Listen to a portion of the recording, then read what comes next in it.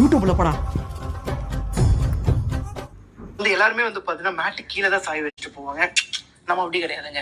So குப்பை தொட்டி இருக்குங்களா, குப்பை தொட்டிக்கு பின்னாடியே வந்து பாத்தீங்கன்னா நம்மளோட சாவி இருக்கும். இந்த ரெண்டுக்குள்ள வந்து பாத்தீங்கன்னா நம்ம சம்பாரிச்ச மொத்த காசு வச்சிருக்கோம். டேய் அந்த பீரோ போய் ஓபன் பண்ணு.